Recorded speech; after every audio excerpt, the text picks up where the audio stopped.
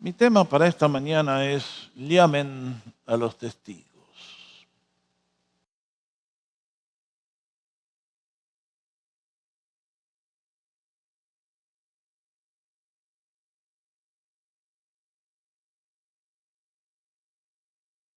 Doctor, preguntó el paciente, ¿es cierto que si uno come pescado se hace más inteligente? Y el doctor le dijo, sí, así es, efectivamente, los últimos descubrimientos de la ciencia lo han demostrado. Pregunta entonces una vez más el paciente, entonces, ¿cuánto pescado tendría que comer yo? Y dice, y yo en su caso comenzaría con una ballena.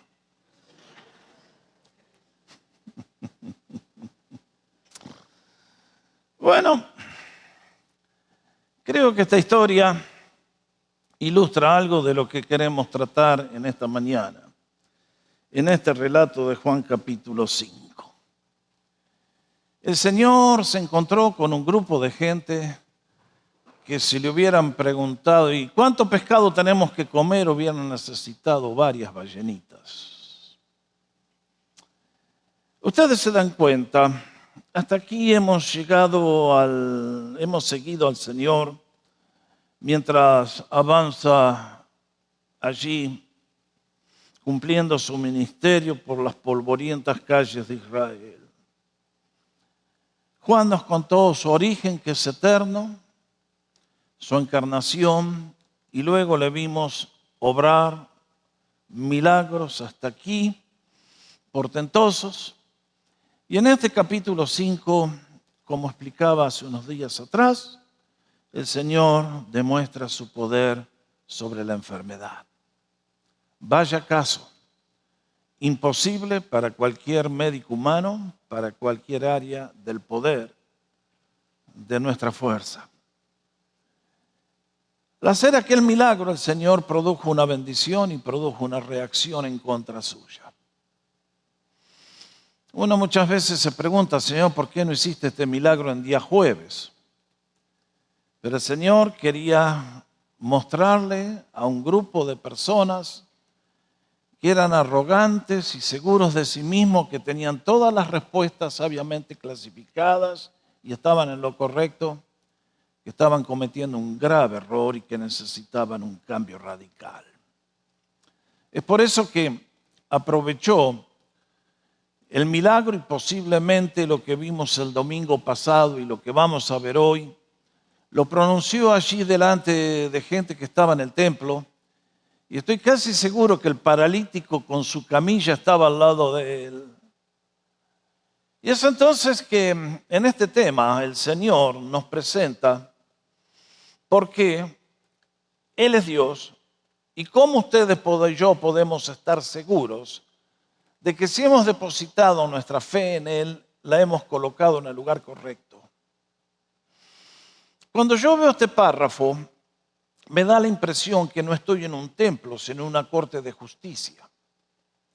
Ahora ustedes saben, si a una persona se lo acusa de un delito, cualquiera sea, se lo lleva a un tribunal donde se ve las pruebas en contra y los méritos que pueda tener para justificarse. Pero en todo tribunal casi siempre es fundamental tener la ayuda de un testigo. Si un hombre, una mujer ha sido visto cometiendo un delito, that's it. Es imposible que se salve. Pero en este caso el Señor nos va a presentar a 5 testigos que dan testimonio, que aseveran, que demuestran para todo el que lo quiera escuchar y ver, de que Jesucristo es hombre, pero es mucho más que un mero hombre. Es Dios que ha venido en carne. Y por eso nos va a presentar en este párrafo, que a primera vista es un poco complicadito, 5 testigos. Y ustedes y yo somos como los miembros del jurado, que tenemos que pasar un veredicto. ¿Sí o no? Y entonces vamos a lo que el Señor Jesús nos enseñó. Lo primero que llama el Señor, nos recuerda, es que en este caso el primer testigo de quién es Él es Dios Padre. Leímos juntos: yo no puedo hacer nada de mí mismo, como oigo juzgo, y mi juicio es justo porque no busco la voluntad mía, sino la del que me envió. Si yo doy testimonio de mí mismo, mi testimonio no es verdadero. Sin embargo, el que da testimonio de mí es otro, y sé que el testimonio que da de mí es verdadero. Acá el Señor dice varias cosas importantes.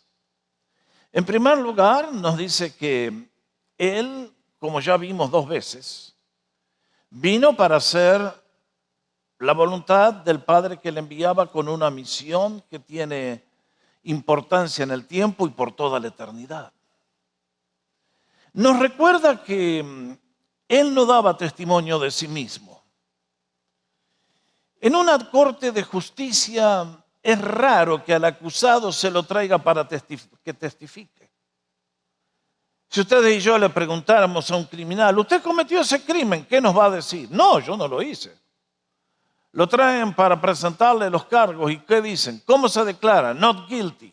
No soy culpable. Lógico. Todo mentira, pero bueno.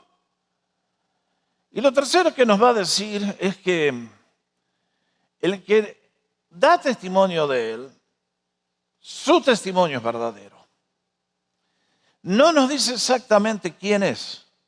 Nos dice: el que da testimonio de mí es otro. ¿A quién tienes en mente, Señor?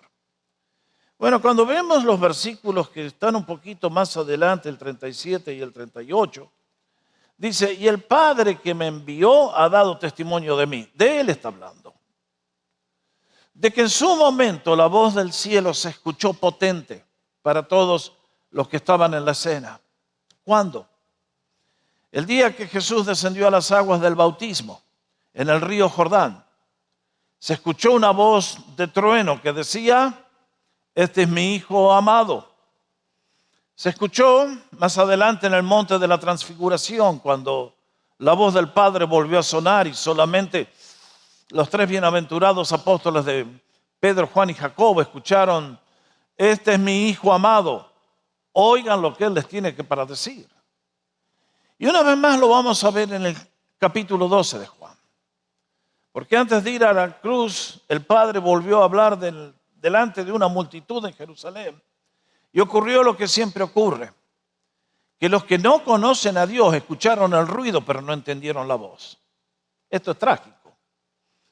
Pero el Señor y sus discípulos escucharon que decían: le he glorificado y le volveré a glorificar. Así que el Señor había tenido el testimonio milagroso de una voz del cielo que realmente, tremendo.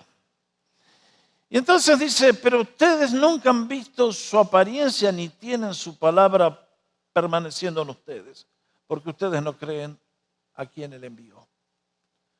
Bueno, acá es interesante lo que dice el Señor. Esta es la gente, vuelvo a reiterar, eran los líderes espirituales de la nación. Eran los que estudiaban las Escrituras, eran los que regulaban las órdenes del culto. Eran los que llevaban adelante el ministerio del templo. Y sin embargo les dice el Señor: ustedes no tienen la palabra de Dios viviendo en ustedes. ¿Qué cosa, no? Ya lo vamos a ver en un instante. ¿Y cuál es el problema por el cual la palabra de Dios queda nulificada? Por la actitud de incredulidad. Segundo testigo nos va a presentar el Señor, y es Juan, a quien popularmente y erróneamente le llamamos el Bautista. Más bien tendría que haber sido el bautizador o el que bautizaba. Digo esto porque en el día de hoy los bautistas son un grupo, una denominación cristiana muy linda, muy grande, pero en este caso Juan, el que precedió al Señor, ciertamente se distinguió porque introdujo en Israel el rito del bautismo. Pero noten lo que dijo en el versículo 33-35. Ustedes enviaron mensajeros a Juan, eso lo vimos en el capítulo 1, ¿se acuerdan? al ver las obras de Juan, al ver la predicación de Juan y que la gente sacudida por el ambiente de conmoción espiritual que produjo su predicación ungida por Dios, comenzaron a bautizarse y a cambiar su vida y se produjo un despertar espiritual en la nación. Y nos dice, y él ha dado testimonio de la verdad. Le preguntaron, ¿eres tú el Mesías? Dijo, no. ¿Eres tú el profeta? No. ¿Quién eres tú? Yo soy la voz de uno que clama en el desierto. Pero atrás mío viene alguien a quien yo no me atrevería a desatarle lo más humilde que un esclavo puede hacer, los cordones de sus zapatos. Y entonces dice, pero yo no recibo el testimonio de parte del hombre. Más bien digo esto para que ustedes sean salvos. Ciertamente, lo que Cristo ha hecho y hace no necesita de que alguien le digan, este es el Hijo de Dios, este es el Hijo de Dios, crean en Él. No, Jesús no necesita eso. Sin embargo, les recuerda, yo a ustedes les envié un precursor para que ustedes sean salvos. Ese es el gran objetivo de todos los tratos de Dios con nosotros. Él quiere lo primero, lo que es urgente y importante primero, después viene todo lo demás.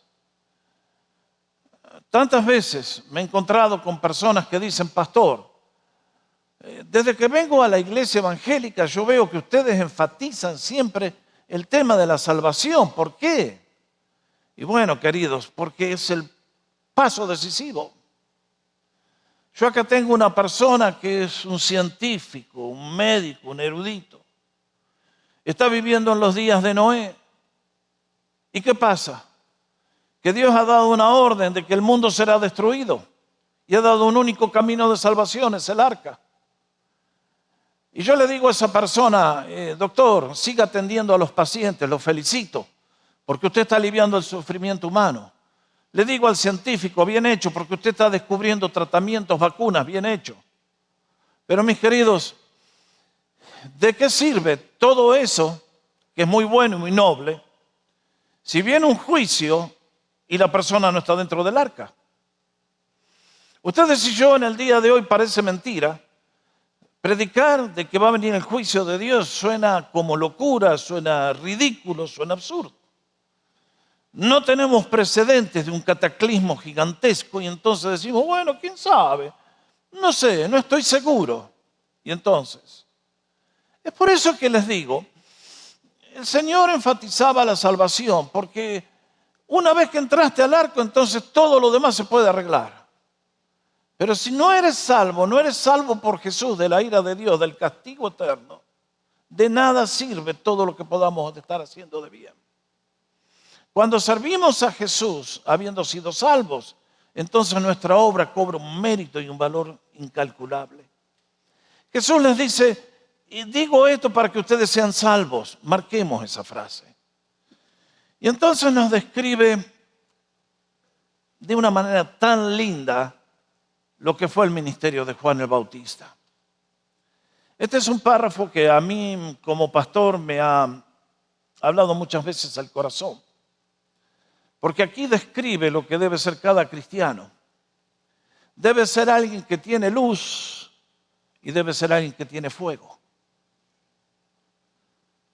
Eso es lo que dice que era Juan. Era alguien que comunicaba la verdad, pero no la comunicaba de una manera fría, distante, sino de una manera apasionada, fervorosa, que sacudía el espíritu de las personas. El Señor no se olvidó de Juan. Qué linda evaluación que le hace. Me recuerda que el Señor nunca se olvida de ninguno de sus hijos.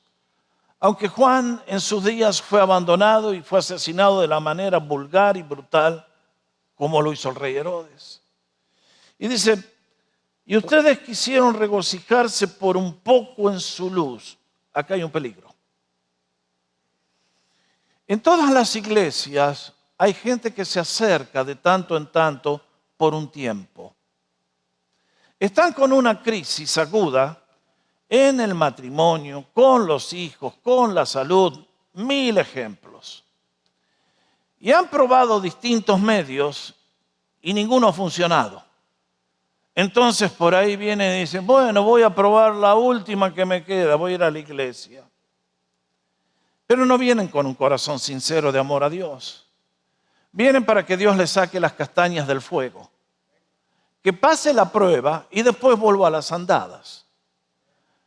Y esto es lo que el Señor le está diciendo a aquella generación. Ustedes se acercaron a Juan por un tiempo, nada más. Pero en vuestro corazón no había una búsqueda sincera. Un deseo de encontrar al Dios verdadero y comenzar una nueva existencia basados en su poder, en su plan, estando en el centro de su voluntad.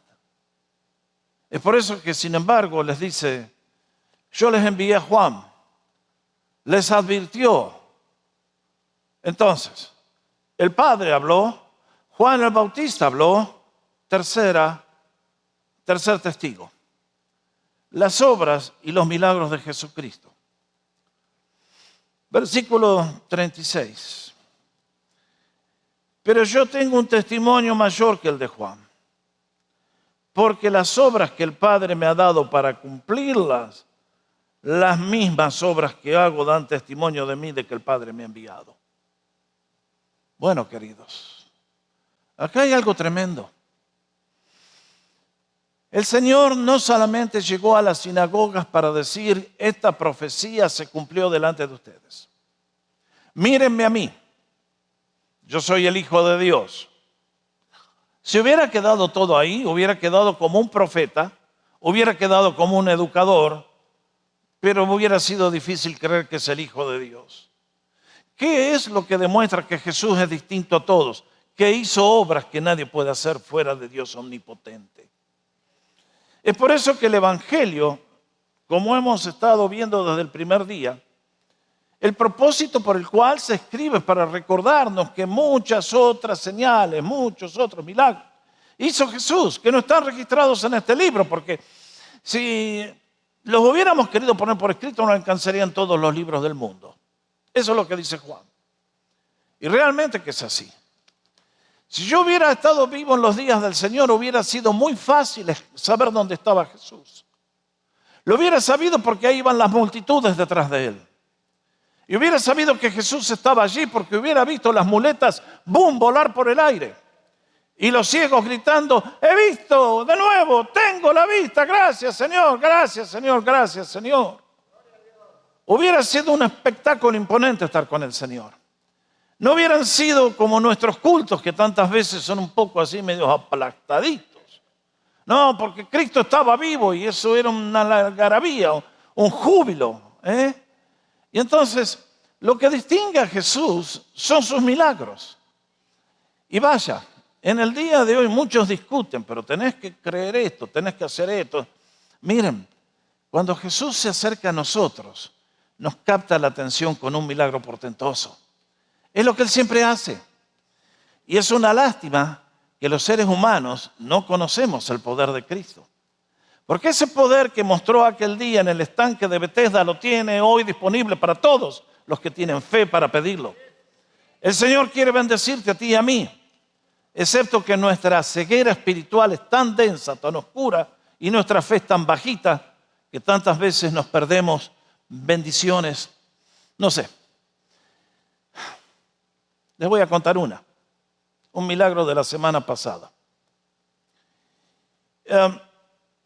Ustedes saben que hace 3 años, un poquito más, 2018, perdí un oído. Este no me funciona más. Así que si usted quiere pedirme plata, me habla acá, ya sabe. ¿Ok?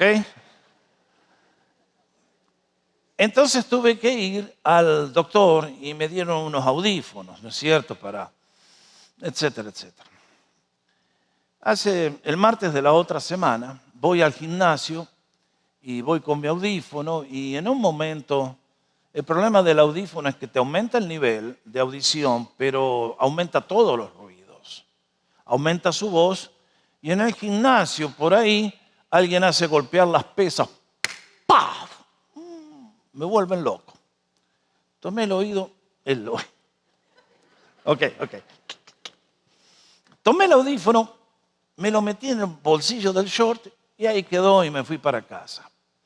Bueno, esa tarde me cambié, saqué el short, lo dejé ahí y no recuperé el audífono. A los 2 días, cuando lo voy a buscar, no está. Ay, Señor. Esas piezas son carísimas. Bueno, a revolver la casa de punta a punta. Fuimos al gimnasio, alguien devolvió un audífono. No, aquí no está. Yo sabía que tendría que de alguna manera haber llegado a casa. Revolvimos la casa, la dimos vuelta patas para arriba 10 veces, nada. Francis tomó la linterna, fue al garage, recorrió el vehículo de punta a punta, nada. Por las dudas, al día siguiente volvió a buscar, nada. Bueno, y entonces, ¿usted qué dice? Perdiste el audífono. El domingo pasado volvimos del culto, meto el auto en el garage y ahí había una de esas heladeritas de picnic, arriba tenía una palita de basura de plástico blanca y Francis me dice, ¿qué es eso que está ahí? Ahí estaba el audífono.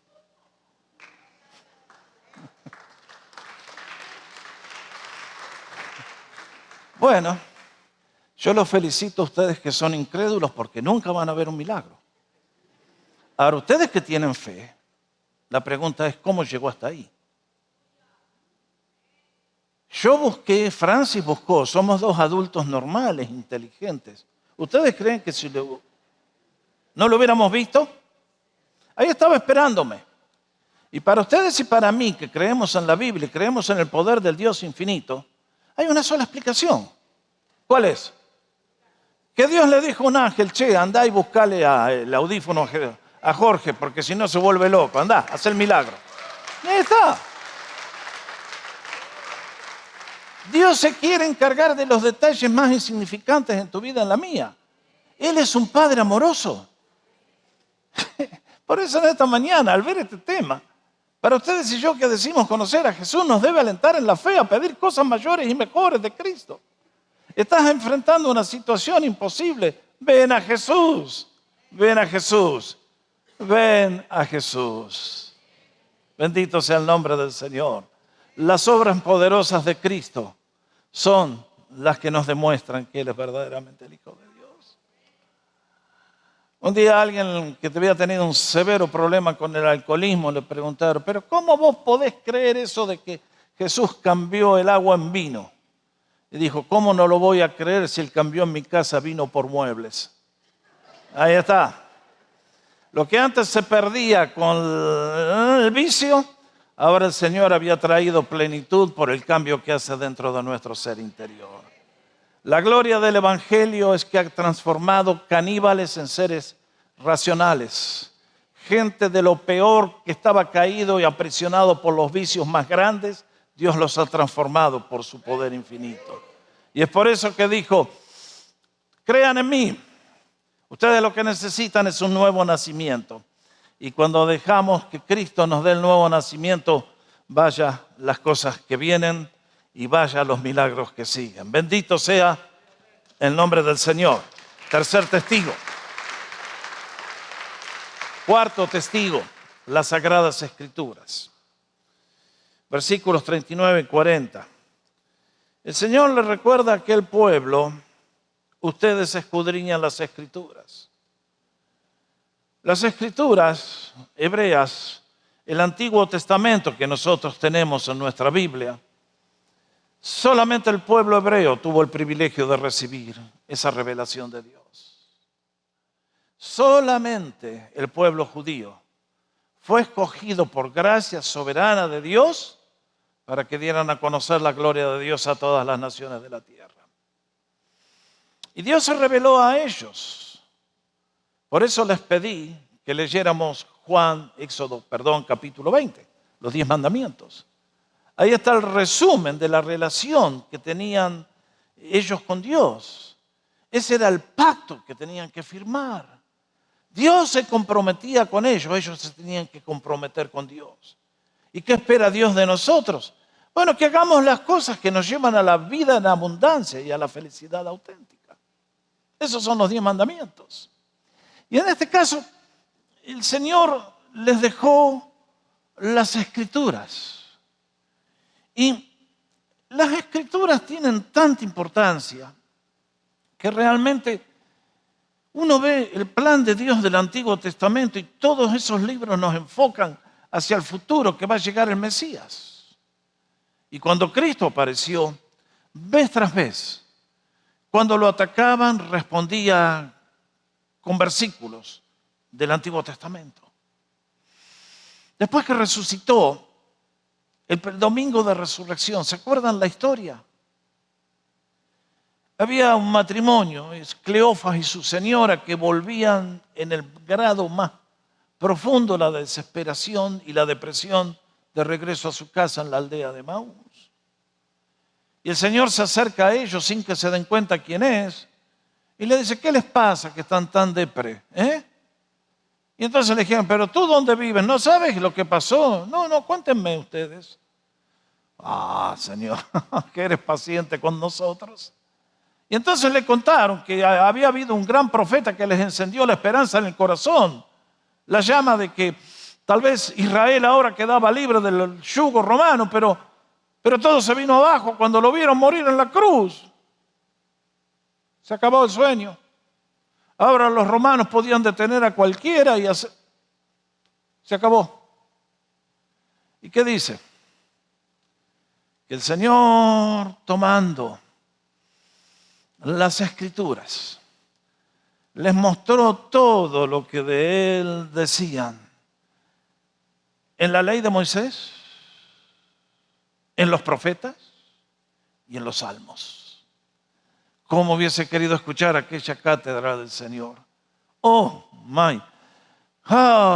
Mientras paseaba aquellos hombres caídos, abandonados, deprimidos, sin futuro.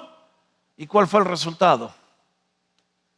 Que después que se dieron cuenta quién era, miraron para atrás lo que había pasado en el camino y dijeron, no ardía nuestro corazón mientras nos abría las Escrituras. Ahí está. Mis hermanos, qué testimonio de la grandeza de Dios, cuán bienaventurados somos ustedes y yo que Dios haya querido dejarnos por escrito la revelación de su persona y de su gloria. Es el manual de la vida, es el manual del constructor. Comprendemos que hay párrafos que son más complicados que otros. Está bien, normal. Pero yo les digo, queridos, en esta mañana, hagamos lo que le dice al pueblo hebreo. Ustedes escudriñan las Escrituras porque les parece que en ellas tienen vida eterna. En eso estaban bien. En eso estaban bien los hebreos. Habían tomado el estudio de las Escrituras en serio. Pero ¿qué pasó?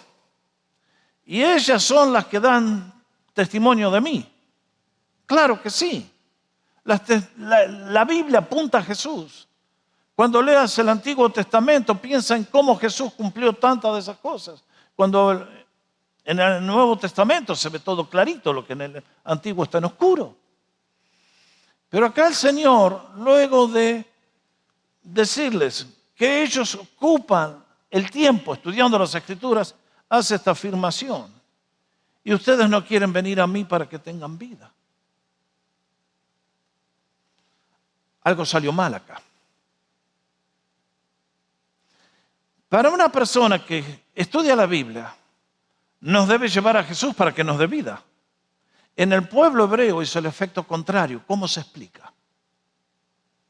Bueno, queridos, acá hay un peligro. Lo voy a hablar en un minutito. El pecado ha tenido un efecto triple en nuestra alma. Y la consecuencia es que ustedes y yo podemos hacer muchos ejercicios mentales en la religión y sin embargo no amar a Jesús. Ahí hay un peligro. Acá les estoy diciendo, hermanos, escudriñemos las Escrituras. Escudriñar significa leer con atención, con detenimiento, meditando, reflexionando, buscando aprender. Pero en todas las cosas hay un peligro. Y es que si ese estudio no viene acompañado de oración y devoción sincera a Dios, podemos convertirnos en fariseos, levitas, sacerdotes del templo hebreo de los días de Jesús, que conocían todo mentalmente, pero no habían sido cambiados por el poder de la Biblia. ¿Se acuerdan cuando los magos llegaron del oriente? Llegaron a la casa, al palacio de Herodes y preguntaron, ¿dónde está el rey de los judíos que ha nacido? Y como Herodes era extranjero, no sabía, mandó a llamar a los expertos en Biblia. ¿Y qué pasó con los expertos en Biblia? Vinieron y contestaron exactamente dónde habría de nacer el niño. Y dijeron en Belén. Y efectivamente los hombres sabios fueron a Belén a ver al niño que había nacido. ¿Y los religiosos? ¿Fueron junto con ellos a buscar al niño? No, se quedaron en Jerusalén. Ese es el peligro. Y mis hermanos, acá el tema es delicado. Porque si esto que hacemos no lo hacemos bien, nos va a trabajar en contra. Datos teológicos no salvan el alma. Necesitamos un encuentro personal con Cristo y hacer que la Biblia sea vivificada por el poder del Espíritu. Si yo pensara que por el hecho de predicar y preparar mi sermón y poner palabras elocuentes es todo, estoy perdido. Yo debo hacer mi parte. Pero si el Espíritu Santo no viene y bendice, todo lo que queda de mi sermón es pura letra que mata. Necesitamos el Espíritu que vivifique. Es por eso que en estas cosas aquel pueblo había caído en una trampa. Cuidado que no nos pase a ninguno de nosotros. Pero el Señor ciertamente dice, las Escrituras dan testimonio de mí. Sea que yo no las entienda o no la quiera leer, de todas maneras, acá hay un testigo que me indica el camino a Dios. Si un día el gobierno anuncia, va a venir un terremoto, prepárense, porque el gran terremoto que está due para Los Ángeles viene el sábado de la semana que viene. Y el gobierno me dice, prepárense, hagan lo que necesiten, porque va a ser la ciudad partida en dos, va a venir un tsunami que va a barrer todo hasta San Bernardino. Y el gobierno hace el anuncio por televisión, por radio, nos anuncian, prepárense, salgan, huyan de la ciudad, que no los agarre. Pero yo ni prendo ni la radio, ni el televisor, ni la internet, nada. Y llega la catástrofe y me toma. ¿Puede ser culpable el gobierno de mi error? Creo que no. Con Dios es igual. Él nos ha mandado este libro bendito, que es su palabra. Y como dije tantas veces, ¿qué hay más poderoso en el mundo? La palabra de Dios. Es por eso que ustedes y yo tenemos la invitación a leer este libro, a memorizarlo, a escudriñarlo, porque en ellos está la vida eterna. Pero fíjense el efecto que produjo en aquellos que no lo hicieron con fe. ¿Qué pasó? Y ustedes no quieren venir a mí para tener vida eterna. Ahí está. ¿Cómo se explica? Lo que tenía que ser para vida resultó para muerte. Lo que tenía que dar luz trajo oscuridad, trajo ceguera. Hay un peligro. Pero Jesús dice, cuidado, yo les he dejado un testimonio y es la palabra de Dios. Quinto testigo, Moisés. El gran problema de los hebreos es que levantaron a Moisés a un nivel idolátrico. Moisés escribió los 5 primeros libros de la Biblia, ustedes lo saben. Era un hombre culto, refinado, capaz, pero guiado por la mano de Dios, quiso plasmar para nosotros todo lo que era el culto para la nación hebrea. Lógicamente, él fue el gran instrumento de Dios para la liberación de la esclavitud en Egipto. Lógicamente que Dios le reveló a él cómo tenía que la nación organizarse, las leyes sociales, todo, y cómo tenía que erigirse el culto. El tabernáculo en el centro, 3 tribus acá, 3 tribus acá, 3, 3, 3, 3, 3. Todo al detalle. Y entonces, ¿qué pasó? Que bueno, más o menos por ahí, diríamos, mal hablando, los hebreos intentaron seguir. pero era muy deficiente todo. Y como hicieron las cosas mal, finalmente tuvo que venir un castigo terrible que fue ir al cautiverio en Babilonia. Ahí se terminaron los ídolos y comenzó verdaderamente el monoteísmo. Y ahora eran súper puntillosos de todas las cosas que Moisés decía. Yo les recomendaría a todos que si alguna vez quieren entender el Antiguo Testamento, vayan y visiten Israel. Creo que yo les conté esta historia, ¿no? Que cuando estuvimos allí, hace unos años atrás, el día sábado bajamos a comer el desayuno. Y cuando terminamos, vamos a retornar a la habitación, subimos al elevador, adentro había una señora y llegamos al primer piso, se abre la puerta, nadie entra, se cierran las puertas, arranca.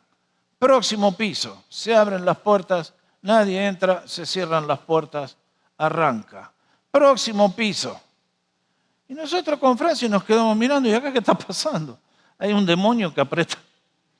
Y la señora, viendo que estábamos medio perplejos, nos dice, no, dice, lo que pasa es que este es un elevator para el día sábado. Ha sido programado de tal manera que una persona que es un fanático religioso, siendo que de acuerdo a los mandamientos de los rabinos, apretar el botón se considera trabajo, entonces, para que puedan subir y bajar, programado el elevator sin que lo tengan que apretar al botoncito. Miren si serían fanáticos los talibanes estos. Imagínense. Se cuenta que eran tan estrictos que si usted escupía en la piedra, estaba bien. Pero si escupía en la tierra, eso era trabajar porque era hacer barro. Así que mejor que tenía puntería buena usted en aquellos días, porque si no, imagínense al nivel que llevaron las cosas. Y el Señor nos dice, no recibo gloria de parte de los hombres. Al contrario, yo los conozco que no tienen el amor de Dios en ustedes. Tanto fariseísmo, tanta religiosidad, tanto de esto. Pero el Señor que conoce los corazones dice, el amor de Dios no está en ustedes. Yo he venido en nombre de mi Padre y no me reciben. Si otro viniera en su propio nombre, aquel recibirían. ¿No es cierto esto en el día de hoy? ¿Yo predico el Evangelio? No. No. Viene cualquier embustero mentiroso con las ridiculeces más grandes a proclamarse y todos le creen. ¿Por qué? Porque hay un poder espiritual detrás de la mentira. Y esto es lo que el Señor le está diciendo a aquella generación y francamente se la podemos repetir a todos los que viven en la nuestra. Si otro viene en su nombre, aquel reciban. Ahí está. ¿Cómo pueden ustedes creer? Pues recibiendo la gloria los unos de los otros, no buscan la gloria que viene de parte del único Dios. Bueno, aquí está la esencia del pecado humano. Yo, sentado en el trono del universo, recibiendo la gloria. Miradme, please. Soy el genio más grande que existe en la humanidad. Adoradme, pues. Y el Señor le dice, mientras ustedes andan buscando recibir aplausos y admiración de los demás, no están buscando la gloria de Dios. Y entonces se quedan afuera. Y sigue, no piensen que yo los acusaré delante del Padre. Hay quien los acusa. Moisés, en quien han puesto la esperanza. Vean, aquel personaje que decían, Él es la clave de todo lo que hacemos y de todo lo que creemos y de todas nuestras prácticas. Nos dice Jesús, Él es el fiscal que les va a poner el dedo y los va a mandar al destino que han elegido. Y sigue diciendo, porque si ustedes creyeran a Moisés, me creerían a mí, pues él escribió de mí. Pero si no creen sus escritos, ¿cómo creerán a mis palabras? Bueno, queridos, aquí está. Cuando uno dice todo esto, tiene que llevar el avión a algún aterrizaje. Dos desafíos contemporáneos que les quiero dejar. Primero, en este párrafo veo la triple ruina del ser humano. ¿Han estado siguiendo las noticias últimamente? Nunca Estados Unidos ha tenido un año como este de violencia desatada, de crímenes sin sentido, de matanzas y balaceras de todo tipo, tamaño y color. El 4 de julio, que era el día que teníamos que celebrar la independencia, las noticias nos recordaron de no sé qué cantidad de gente que ha muerto. Y todos los días, una nueva noticia de masacres sin sentido. ¿Cómo se explica? Este es el país con la economía más fuerte del mundo, el mejor sistema educativo, todas las cosas que humanamente son las que necesitamos para vivir bien. Y sin embargo, el día que el pecado entró en el ser humano, ocurrieron tres cosas. Primero, la mente humana está oscurecida por el pecado. Esto es algo sobrenatural, que el ser humano que vive sin Dios ni siquiera es consciente de ello ni se da cuenta del problema que tiene. El apóstol Pablo, escribiendo a los creyentes en Corinto: pero aun si nuestro evangelio está encubierto, entre los que se pierden está encubierto.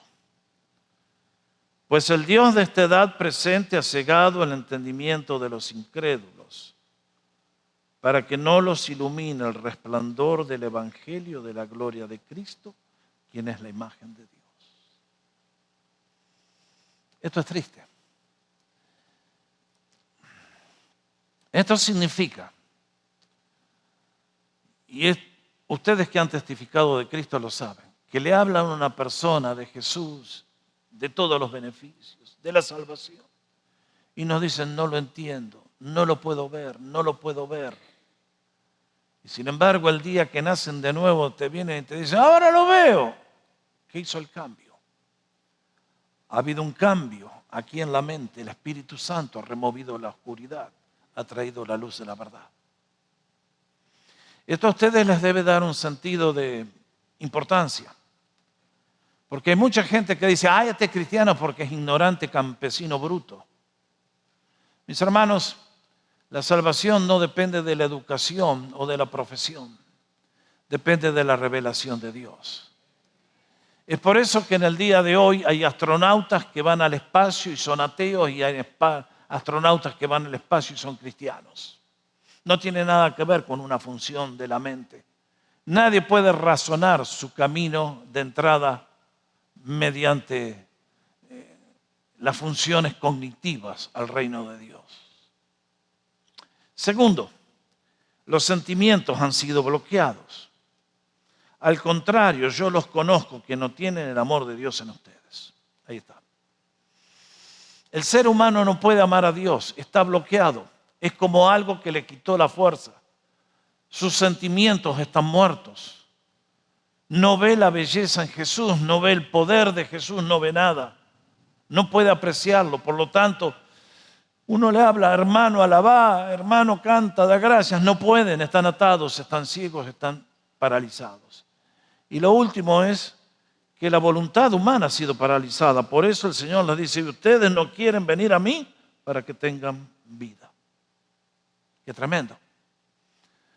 Les he explicado 1.000.000 de veces que Cristo está llamando a la puerta y ofrece regalos impresionantes. Pero Dios no puede dar su regalo a aquel que no lo quiere recibir. Y uno dice: caramba, qué problema grave el nuestro. Ustedes tal vez han leído las fábulas de Esopo. Esopo fue un sabio de la Grecia antigua que utilizaba historias con animales para ilustrar principios de vida. Cuenta que un día un escorpión necesitaba cruzar un río para llegar al otro lado y, lógico, ¿cómo lo iba a hacer? Y vio un salmón por ahí que se aparecía y le dijo: hey, llévame al otro lado. Y el salmón le dijo: ajá, ni loco, porque en cuanto te subas me clavas la chuza esa que tenés y me matás. Dice: no, ¿cómo voy a hacer eso? Si vos me llevás y yo te clavo la chuza, nos ahogamos los dos. Se quedó pensando el salmón, le dijo: bueno, vamos. No habían andado 20 metros cuando el escorpión... Y mientras iban los dos a pique, le dice, pero no me dijiste que si me pinchabas nos moríamos los dos. ¿Por qué lo hiciste? Porque es mi naturaleza. Bueno, ahí tienen una enseñanza de lo que es el ser humano sin Dios. ¿Por qué hacemos las cosas que hacemos? Porque es nuestra naturaleza. Sin Dios, mente oscurecida, voluntad paralizada, sentimientos muertos. Pero demos gracias a Dios por su bondad inmerecida. Porque esto es lo que me enseña Juan capítulo 5 a mí. Que por sobre el horizonte y la dureza de maldad y la dureza de corazón humana, Cristo ha venido con un propósito elevado. ¿Y qué dijo? Porque así como el Padre resucita a los muertos y les da vida, así también el Hijo da vida a los que quiere. Y mis hermanos, en esta mañana estamos aquí reunidos porque Cristo ha venido a nuestro encuentro para darnos vida y vida en abundancia. El enemigo no viene sino para matar, hurtar y destruir. Yo he venido para que tengan vida y para que la tengan en abundancia. Hoy predicamos a un Cristo de poder, de gloria, que está a la puerta de nuestro corazón, llamando siempre para inundar nuestra vida con su gozo, su amor, su alegría. Si le has recibido, dale gracias al Señor, glorifícale. Eres una persona realmente bienaventurada. Y si todavía no has hecho la gran decisión, dijo el Señor, yo hablé todas estas cosas para que ustedes se salven. Bendito el que viene a Jesús, bendito el que recibe al Hijo de Dios en su corazón. Eso es vida eterna y vida en abundancia. Dele gracias al Señor y vamos a adorar.